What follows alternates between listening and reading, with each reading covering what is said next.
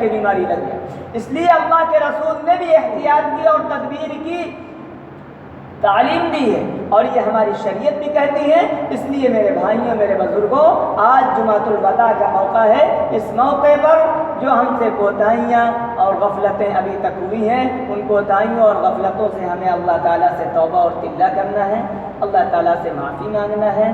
اور جو 2 دن بچے ہیں، اللہ تعالیٰ کے ساتھ دعاؤں میں گڑ گڑا کر رو دھو کے اللہ کو منانا ہے، اور اللہ کو راضی کرنے کی حتی الامکان فکر کرنا ہے اور کوشش کرنا ہے. اس لیے کہ ہمارا رب ہم سے ناراض ہے، تبھی یہ ساری صورتحال ہمیں دیکھنے کو مل رہی ہیں. جس دن ہمارا اللہ ہم سے راضی ہو گیا، انشاءاللہ سارے مسائل حل ہو جائیں گے، ساری پریشانیاں آسان ہو جائیں گی، اور ساری مصیبتیں ختم ہو جائیں گی. اور جب تک اللہ کو ہم ناراض کرتے رہیں گے، اور جب تک اللہ ہم سے ناراض رہے گا، تو مسائل حل نہیں ہوں گے، اور یہ جس طرح معاملہ چل رہا ہے اسی طرح چلتا رہے گا. کون سمجھتا تھا، کون یقین رکھ سکتا تھا، کس کو اس بات کا گمان تھا کہ ایک دن آئے گا مسجدیں بند ہو جائیں؟ کس کو اس بات کا گمان تھا کہ مسجدوں سے لوگوں کو واپس کیا جائے گا، یہ کہا جائے گا کہ بھائی اب واپس چلے جائیے، لوگ ہو گئے، پورے ہو گئے؟ کوئی نہیں جانتا تھا کہ ایسا دن دیکھنے کو ملے گا. لیکن کیا ہوا؟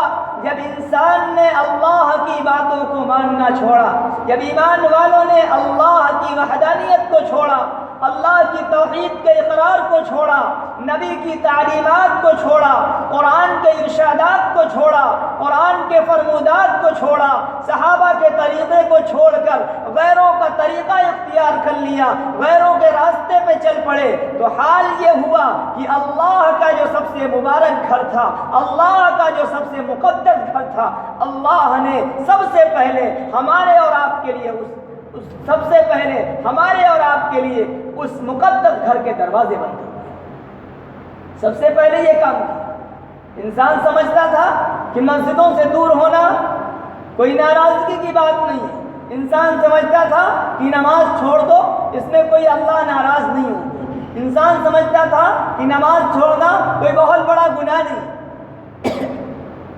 اللہ تعالیٰ نے اس بات کا احساس دلا دیا کہ مسجدوں سے دور رہنا اور نمازیں چھوڑنا اور نمازوں کو ترک کرنا اور نماز نہ پڑھنا کتنا سنگین گناہ اور جرم ہے. اللہ نے یہ بتا دیا کہ تم مسجد کو نہیں آتے تھے، اس لیے آج مسجد تمہارے لیے مسجد کے دروازے بند کر دیے.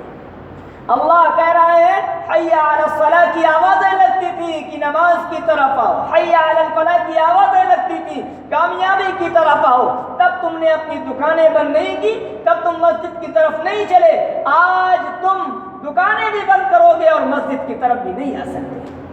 آج دکانیں بھی بند ہیں اور مسجدوں کی طرف بھی آنا چاہتے ہو، لیکن اللہ نے تم سے توفیق چھین لی اور اللہ تم سے اتنا سخت ناراض ہو گیا، ہم سب سے اتنا سخت ناراض ہو گیا کہ آنے والے دنوں کے لیے مسجدوں کو بند کر دیا. اللہ تعالیٰ سے یہ دعا فرمائے کہ اے اللہ ہمارے جرموں کو معاف فرمائے. اللہ تعالیٰ سے دعا فرمائے کہ اللہ ہمارے قصوروں کو معاف فرمائے.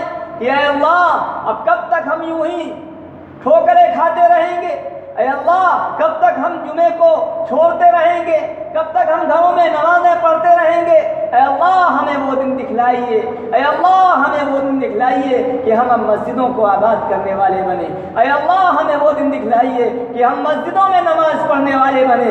اے اللہ ہمیں وہ دن دکھلائیے کہ ہم مسجدوں کو آباد کرنے والے اور اس کی محنت میں لگنے والے بنے. اے اللہ سارے لوگوں کو جو لوگ گھروں میں نماز نہیں پڑھ رہے ہیں ان سے میری گزارش یہ ہے کہ وہ اپنے گھروں کو مسجد بنا لیں اور اس بات کا عزم کریں جب تک مسجدیں نہیں کھل رہی ہیں ہم اپنے گھروں کو مسجد بنائیں گے اور گھروں میں نماز پڑھیں گے. تراویح کا اہتمام گھروں میں کریں گے، ساری نمازوں کا اہتمام گھروں میں کریں گے. جس طرح ہم قرآن کی تلاوت مسجد میں کرتے تھے، آج مسجد نہیں آ پا رہے ہیں تو گھروں میں قرآن کی تلاوت کریں گے. اہتمام اسی طرح ہوگا لیکن مسجد میں نہیں آ رہے ہیں، اس کے لیے اللہ کو منائیں گے، اللہ کے سامنے روئیں گے، اللہ کے سامنے گڑ گڑائیں گے، لیکن اعمال کوئی نہیں چھوڑنا، عمل سارے کرنے ہیں۔ جو اعمال مسجد میں کرتے تھے وہی اعمال گھر میں بھی کریں گے، اس لیے کہ اپنے گھروں کو قبرستان نہیں بنانا ہے، اپنے گھروں کو ویران نہیں بنانا ہے، اپنے گھروں کو کھنڈرات نہیں بنانا ہے، اپنے گھروں کو بھی روشن بنانا ہے اور منور بنانا ہے۔ اپنے گھروں کو ایسا بنانا ہے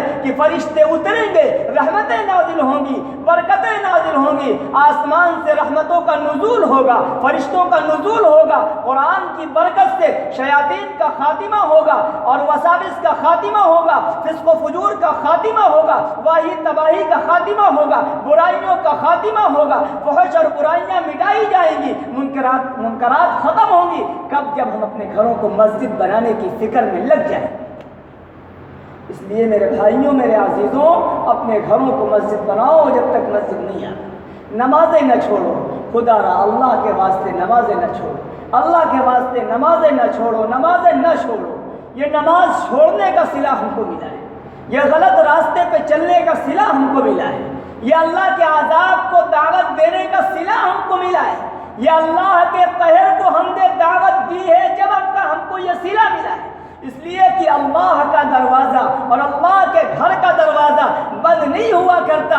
اللہ تو 70 ماؤں سے زیادہ محبت کرتا ہے۔ جب ماں اپنے گھر کا دروازہ اپنے بچے کے لیے بند نہیں کرتی ہے، اگر ماں غصے میں اپنے بچے کو دروازے سے باہر نکال بھی دیتی ہے، فوراً دل تڑپ جاتا ہے کہ میرا بچہ باہر ہے، فوراً ماں دروازے کھول کر اندر کر لیا کرتی ہے۔ تو وہ رب جو 70 ماؤں سے زیادہ 70 ماؤں سے زیادہ ایمان والوں سے، انسانوں سے محبت اور پیار کرتا ہو، وہ رب کب چاہے گا کہ میں اپنے دروازے کو اپنے بندوں کے لیے بند کروں؟ سوچنے کی بات ہے، سمجھنے کی بات ہے۔ ہم اللہ کے قہر کو اتنی دعوت دے چکے تھے، اللہ ٹال رہے تھے، لیکن مسئلہ بہت آگے نکل چکا تھا۔ اس لیے اللہ نے آزمائش کے طور پر، امتحان کے طور پر یہ مصیبت ہمارے اوپر مسلط کی ہے۔ اس مصیبت سے ہمیں نکلنا ہے اللہ کو راضی کر کے، اللہ کو خوش کر کے، اور ایسے اعمال کر کے جس سے اللہ تعالیٰ راضی اور خوش ہوتے ہوں، اللہ کے محبوب خوش ہوتے ہیں۔ اس لیے میرے بھائیوں، میرے بزرگوں، یاد رکھو جس طرح ساری نمازیں ہم گھروں پہ پڑھ رہے ہیں، انشاءاللہ عید کی نماز بھی گھروں پہ پڑھیں گے۔ انشاءاللہ جو بھی نمازیں ہم گھروں پہ پڑھیں گے، ساری نمازیں گھروں پہ، آپ کو گھروں سے نکلنے کی ضرورت نہیں ہے، آپ گھروں پہ ساری نمازیں پڑھیے، ساری نمازیں گھروں پہ پڑھیے۔ اور آخری بات یہ ہے، غریبوں کا خیال رکھیے، غریبوں کی مدد کیجیے۔ عید کے موقع پر شکر اور سمائی جو ہو سکے آپ سے، غریب ایک انسان اللہ نے کچھ نوازا ہے، 2-3 غریب کے یہاں دے سکتا ہے، وہاں پہنچا دیں۔